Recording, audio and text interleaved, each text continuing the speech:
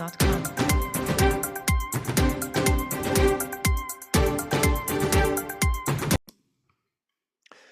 Bienvenidos, esto es La Lupa Semanal, un programa que realizamos, como saben, en coordinación con SND Editores. Y este año, en el año 2025, el año de Franco, en el año en el que Francisco Franco es ya el español del año, así lo ha deseado el gobierno, pues se lo estamos dedicando a él. Y vamos avanzando poco a poco en su trayectoria, en esa trayectoria personal que yo creo que realmente pues es magnífica, pero bueno, vamos a ir viéndola poco a poco. Estamos viendo cómo ocurrió el alzamiento nacional. En el capítulo anterior vimos lo que ocurría con el balance de fuerzas que van quedando a 31 de julio del 36, que es cuando podemos decir que ha terminado lo que es el alzamiento en sí. Hicimos ese análisis del balance de fuerzas y ahora vamos a ver esas fuerzas cómo han quedado distribuidas, porque es importante de cara a la contienda en ciernes. Lo hemos reflejado con este mapa, por supuesto no es completo, sería muy difícil, pero yo creo que refleja bastante bien cómo quedaba el tema a 31 de julio. Ahora empezarán a moverse unos y otros. Es de destacar, vamos a verlo poco más en detalle, pero es de destacar estos puntos que hemos señalado aquí, que son zona, digamos, nacional, por supuesto todavía en precario, Córdoba, la ciudad, lógicamente solo la ciudad, Granada también. Tenemos aquí Oviedo y Gijón, que pintarla era difícil, pero que también, bueno, Gijón realmente no es Gijón, es solamente el cuartel de Simancas, pequeño cuartel. Bien, vamos a ir analizando un poco este mapa, vamos a ver toda la distribución de esas fuerzas que ya vimos en el anterior capítulo. Bueno, primero vamos a ver el aspecto geográfico, es importante siempre, porque claro, es un asunto crucial para cualquier bando en cualquier guerra, pues tiene que valorar la posición geográfica y espacial de la que parte y de la que parte también el enemigo al cual tiene que conquistar, someter. La España de entonces, esta que vemos aquí, más los territorios, por supuesto, de Ibn y Sáhara, que no aparecen aquí, el de Marruecos el protectorado de Marruecos está reducido por espacio. La España de entonces tenía unos 535.000 kilómetros cuadrados con estos territorios, vamos a decir, africanos, unidos. Y de ellos, pues 360.000 en la península, además, a excepción, bueno, incluido Menorca, pero Menorca está fuera de la península, como es lógico, van a quedar o quedaron en manos del Frente Popular, 360.000 kilómetros cuadrados. Y en manos de los alzados quedaron 175.000 kilómetros cuadrados, incluido por supuesto Marruecos e incluido la extensísima zona de Ibn y Sáhara. Vamos a seguir viendo también en el aspecto geográfico, en este caso el humano. España entonces tenía unos 24 millones de habitantes, de los cuales 15 millones, o sea el 65%, quedaron de parte del Frente Popular y unos 9 millones, el 35%, quedaron de parte del bando que va a ser llamado nacional, de los alzados.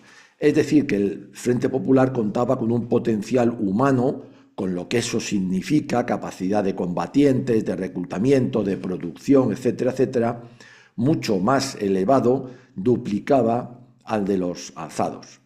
En cuanto a la distribución geográfica, pues la vemos ahí, está reflejada en este mapa, con bastante, creo, exactitud, como he dicho antes. Bien, es verdad que es simplificado.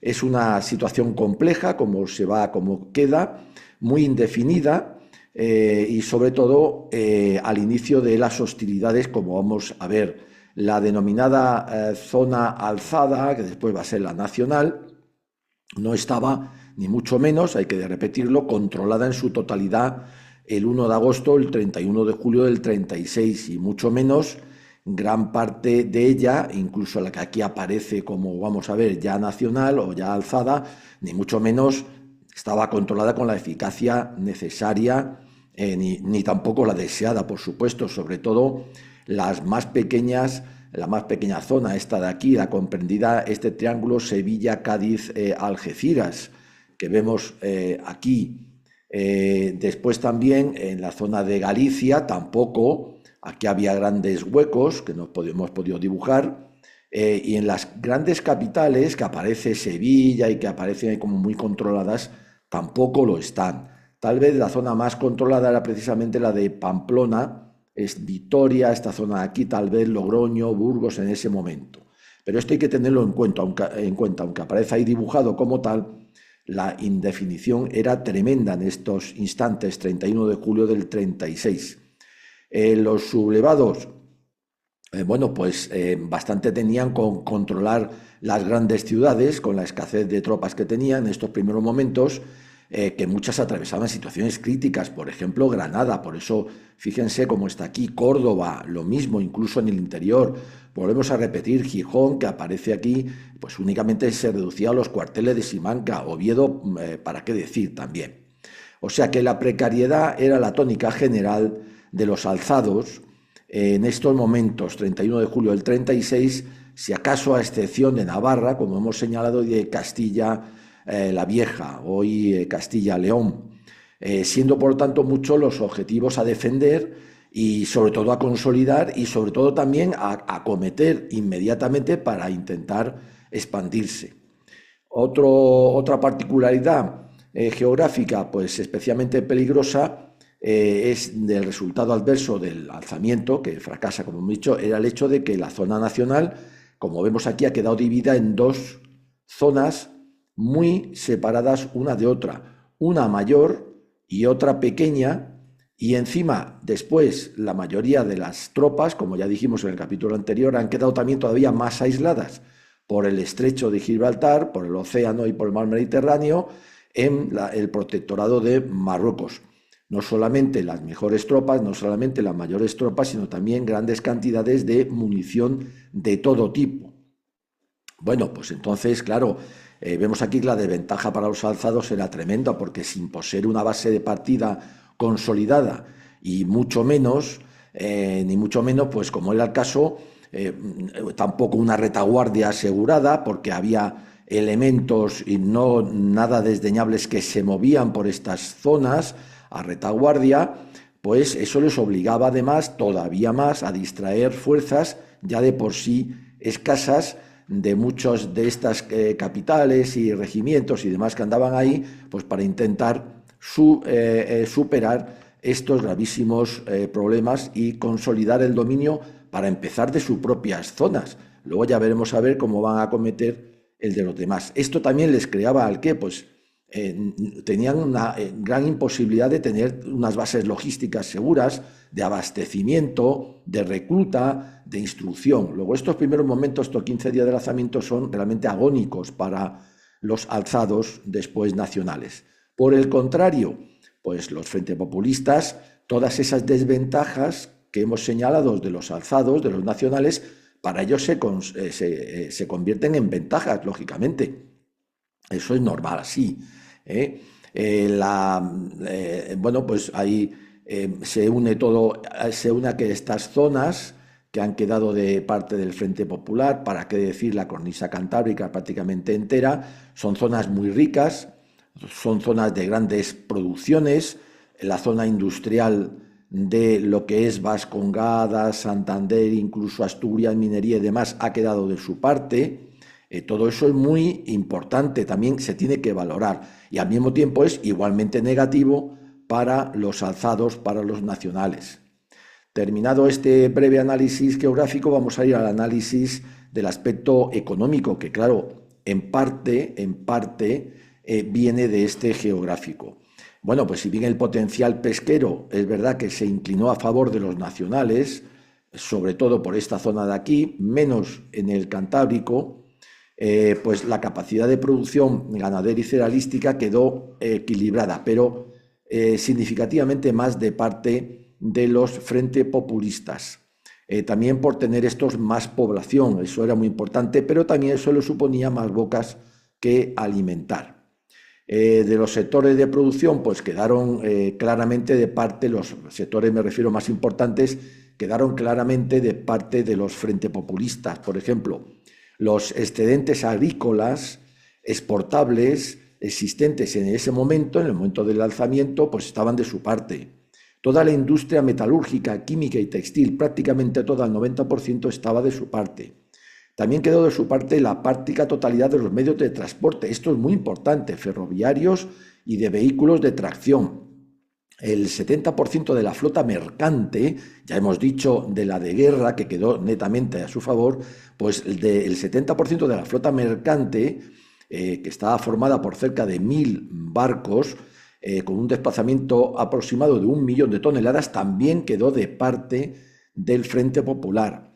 La producción de las más importantes materias primas, sobre todo el sector minero, claro, es que aquí está la cornisa cantábrica, también había mucho en Castilla la Nueva, también quedó de parte del Frente Popular. Y luego algo fundamental que se conoce, las reservas financieras. Las reservas financieras quedaron en un 99,6%, las reservas de oro, y el 78,15% de las de plata de parte del Frente Popular. Esto era importantísimo, fundamental. ¿Por qué? Pues muy sencillo, porque al tener en su poder esas reservas, que estaban sobre todo en Madrid, en la sede del Banco de España, pues era la garantía, eran esenciales para respaldar internacionalmente cualquier operación financiera, especialmente las que se iban a necesitar de compra de materias primas, sobre todo de armamento y de cualquier otra cosa. Esto es esencial también. Lo anterior, unido al hecho de que para la comunidad internacional los sublevados eran, primero unos desconocidos cuyos fines pues tampoco se mostraban nada claros, y en el mejor de los casos, pues aunque fueran muy loables desde el punto de vista interno, pero desde el punto de vista internacional, pues no cabe duda que eran unos que se alzaban contra un gobierno que, teóricamente para ellos podía ser legal o legítimo, aunque fuera por interés, aunque ya sabemos que no lo era por ese pucherazo electoral y otras cosas que hemos visto anteriormente. Lo cual quiere decir que internacionalmente la visión que existía de lo que estaba pasando en España favorecía también al Frente Popular. Bueno, a todo lo anterior hay que unir que las zonas controladas por el gobierno, ya lo hemos dicho, eran más extensas y muchos más ricas. El gobierno del Frente Popular, me refiero. También las industrializadas.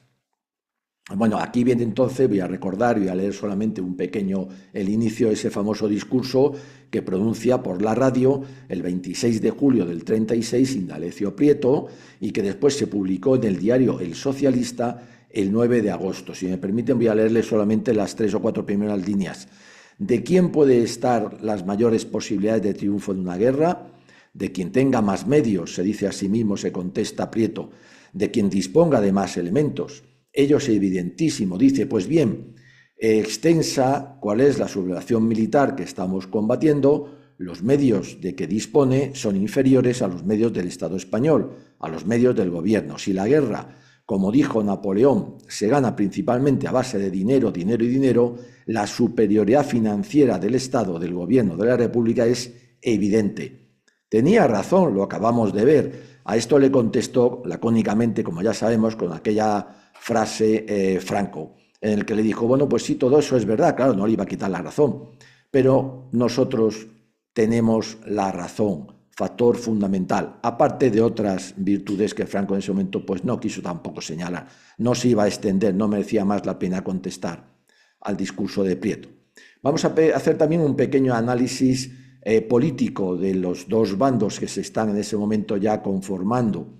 Bueno, en el plano interno, vamos a ver, pues en el plano interno, pues existe una clara y absoluta toma de conciencia de una gran masa de población de que había llegado el momento de vencer o morir. ¿De quién? Pues de todos esos partidos que habían estado siendo perseguidos, machacados, tanto verbalmente como físicamente por el Frente Popular y anteriormente por la República, la Revolución del 34 y todo eso. Claro, ya había llegado un momento, la situación era tan catastrófica, tan terrible para ellos, que, vuelvo a repetir, toman ya una clara y absoluta toma de conciencia de que, ha llegado el momento de vencer o morir, o al menos de morir con las botas puestas, o sea, luchando contra los partidos de la revolución, que para cuando se produce el alzamiento, pues habían dejado a más evidencia, con palabras y hechos, allí lo que sabía todo el mundo, de que no iban a parar hasta imponer su nuevo orden, el cual conllevaba, lo sabemos, la eliminación intelectual, pero también física,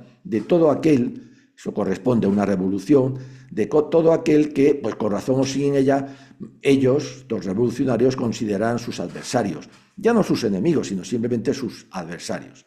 Gracias a ellos, es un factor importante para los alzados, pues los alzados no van a necesitar una cobertura política en estos momentos para que ni una bandera tampoco institucional, ni un régimen, ni enarbolar un sistema político, vamos a hacer esto, no. ¿Para qué? Para atraer a miles y miles de ciudadanos que están convencidos de lo que he dicho antes. Ha llegado el momento de vencer o morir, porque vivir bajo el totalitarismo, la dictadura de esos revolucionarios que ya habían demostrado muchas veces, pero sobre todo en la reciente revolución del 34, cómo eran y a quién iban, pues no quedaba otra más que esa. De ahí obtuvieron ese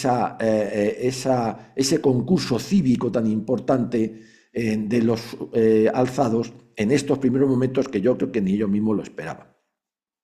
Era también muy importante para ellos, para esta población civil, ver que iban a estar dirigidos por los militares que tenían entonces un gran prestigio y que de esa forma se encontraban seguros. Para ellos era un marco que les acogía y que le daba seguridad que, bueno, si había que morir, al menos sería con un alto nivel de eficacia para la causa que se empezaba en ese momento ya a construir. Esto es muy importante. También va a ser muy importante que estas personas, vamos a decir, como se decían entonces, valga la redundancia, eran personas de orden, a las cuales lo que querían era que si se sumaban a una causa, esta causa estuviera dirigida, organizada y además lo más férreamente posible. Estaban dispuestos a someterse a una disciplina porque entendían que la vida o se hace con una autoridad y con una disciplina, con una organización, con una coordinación, con una unidad, o se va al desastre. Desastre que vamos a ver, sobre todo en estos primeros momentos y hasta bien entrado el 37, el año 37, en el otro bando, en el del Frente Popular.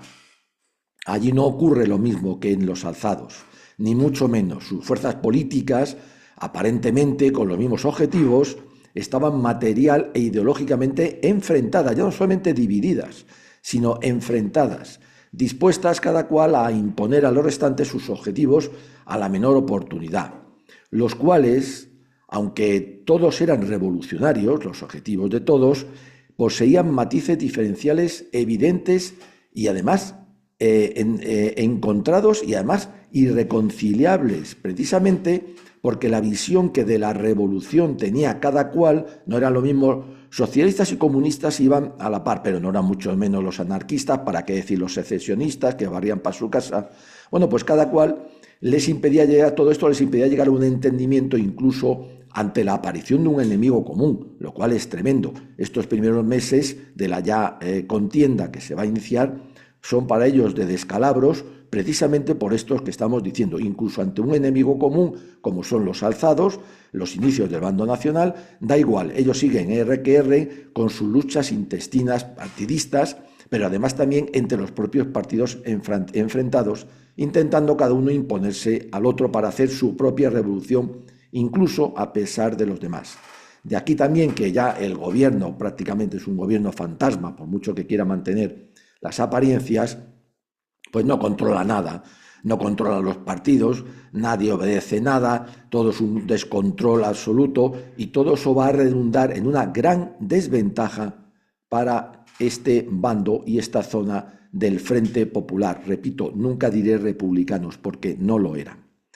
Vamos a analizar también el aspecto, internacional. El aspecto internacional es también muy importante. ¿Por qué? Porque los alzados van a sufrir de una grave dolencia por el hecho de ser, para los demás, para los de fuera, sublevados. ¿Contra quién? Contra una autoridad reconocida en ese momento internacionalmente, por mucho que ya sabemos nosotros que esa autoridad pues era ilegal e ilegítima y revolucionaria. Bueno, esto es un hándicap también en contra de quién, pues de los alzados. porque de momento no van a tener ningún reconocimiento internacional. Eso lo que va a ocurrir es que primero les va a cortar la posibilidad de recibir ayudas que van a ser tan necesarias en estos momentos y además van a tener que ganarse de alguna forma pues un crédito, y eso va a ser muy difícil. Por contra, lo que para uno es desventaja, para el otro es ventaja. Por contra, la apariencia de ese gobierno del Frente Popular como legal, ya sabemos que no lo era, pues le daba muchas ventajas desde el punto de vista internacional para recibir ayudas, créditos, etcétera, etcétera. Quiero también referirme, aunque sea brevemente, al análisis del aspecto espiritual y moral, que ya sabemos que en la guerra es esencial. No se le da importancia, a todo el mundo como Prieto habla del dinero, dinero y dinero para ganar una guerra. No, no, es muy importante, es esencial el aspecto espiritual y moral. Bueno, en el bando del Frente Popular, pues bueno, ya sabemos que figura un amplio espectro de partidos políticos, de sindicatos afines, de miembros. Bueno, todos tienen un común denominador, bueno, aparte de su ateísmo, ¿no? Bueno, pues que el espíritu inmoral que les impulsaba, pues era por eso mismo, pues era radical, era sectario, revolucionario. Por ejemplo, los anarquistas pretendían la instauración de un sistema asambleario en el que no hubiera ni rastro de la más mínima organización, ni social, ni política, ni administrativa, y que todo se rigiera, el ciudadano se rigiera pues, sobre la base de las decisiones que adoptaran mediante asambleas. Imagínense lo que querían estos. Los comunistas más organizados pues perseguían la instauración de una dictadura del proletariado, ya lo sabemos, es decir, de un sistema netamente bolchevique como el que estaba entonces en la URSS. De hecho, actuaba como brazo, como vanguardia de la URSS en España, a la cual quería satelizar. Ese era lo que nos tenían reservado. Stalin entonces estaba allí. Los socialistas, pues primos hermanos, con más fuerza, porque era el partido mayoritario del Frente Popular, pero querían prácticamente lo mismo. Es decir, es una visión marxista, revolucionaria, radical neobolchevique, porque el Partido Socialista ya había derivado hacia esa banda. Y luego estaba, por ejemplo, pues el PNV o RC-PNV, que iba de católico y demás, pues no lo era realmente, podía serlo en sus formas, pero esa alianza con el Frente Popular le dejaba en evidencia. En cuanto al separatismo catalán, pues más de lo mismo. Por contra, en el bando nacional, en el aspecto espiritual y moral, pues sí es verdad que existía un conglomerado heterogéneo de pequeños partidos, organizaciones, grupos sociales. La Falange entonces no era ni mucho menos lo que va a ser después, pero ni mucho menos.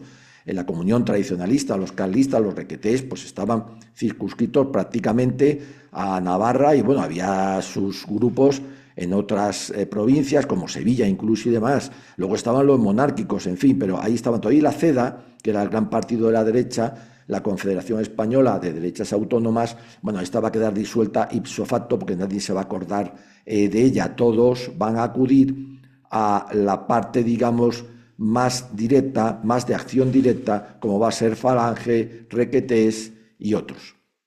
Bueno, ¿qué les ocurre a estos? Pues estos grupos, pues perseguidos por el Frente Popular desde su llegada al poder en febrero, todos ellos pues habían resignado ante el hecho consumado del advenimiento de la Segunda República en el 31, ya la habían aceptado, aunque fuera como algo, bueno, pues imposible de quitarse del medio, pero la habían aceptado y estaban a la espera de ver que ese sistema pues produjera buenos resultados.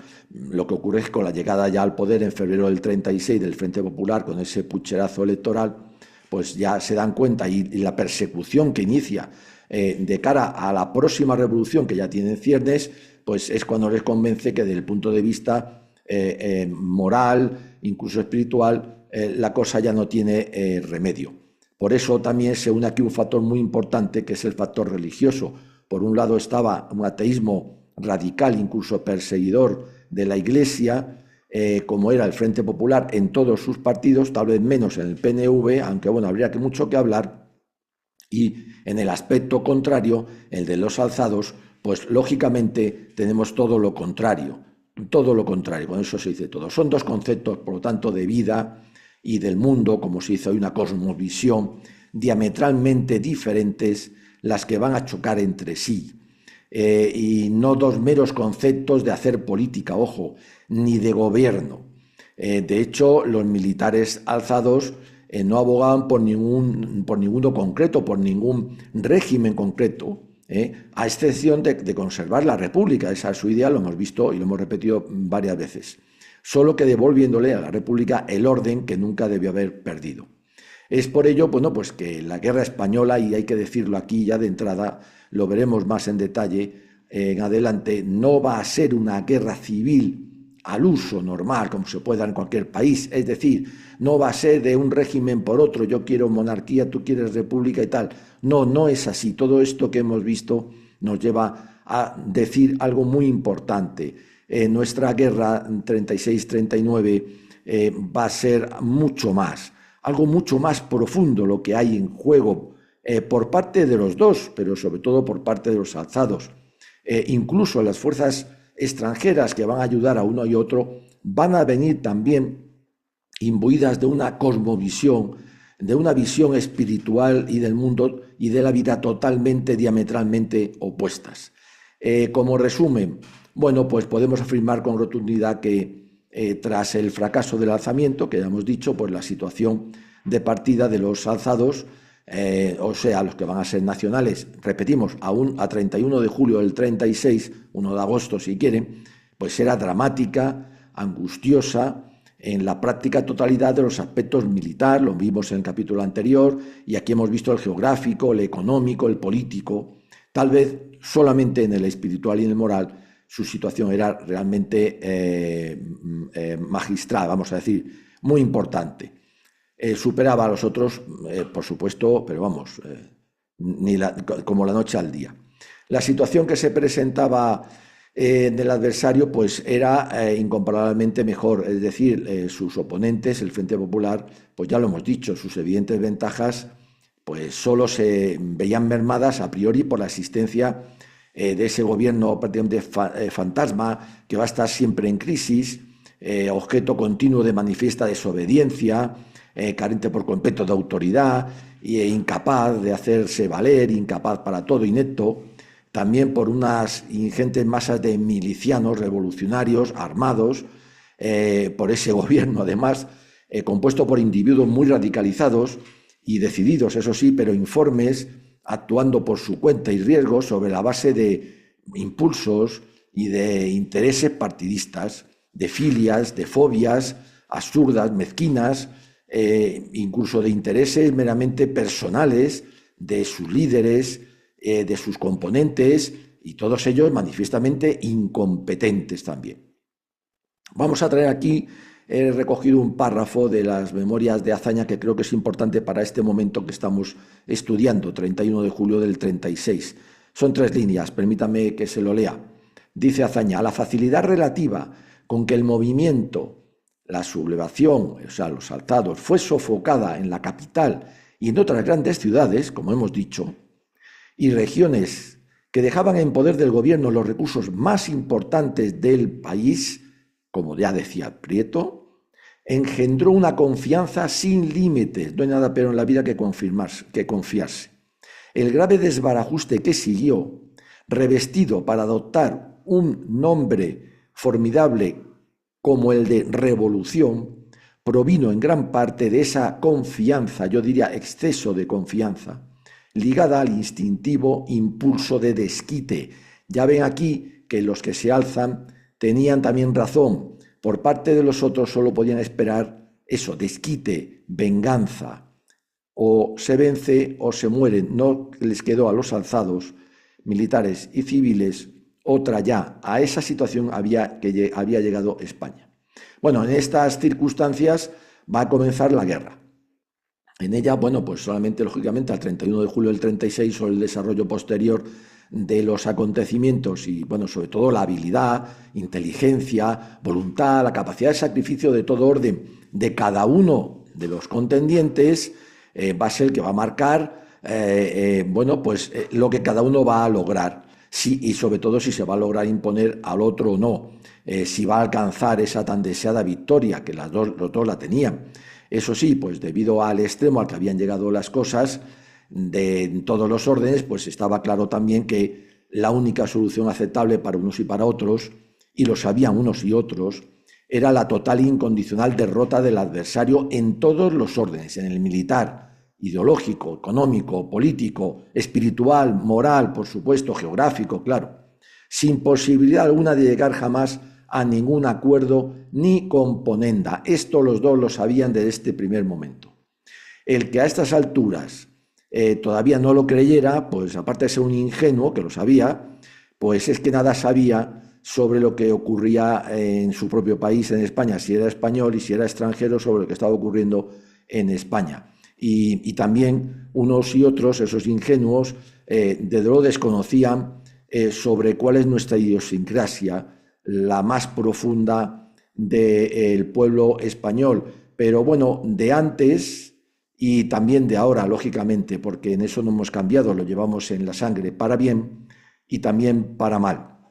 Dejamos aquí este análisis, creo que bastante exhaustivo dentro de lo simplificado, porque va a empezar la guerra y vamos a seguir en los próximos capítulos viéndola en sus partes más importantes, creo yo, porque es imposible verla en todo detalle, pero sí en lo más significativo. Gracias por seguirnos, españoles. ¡Viva siempre España!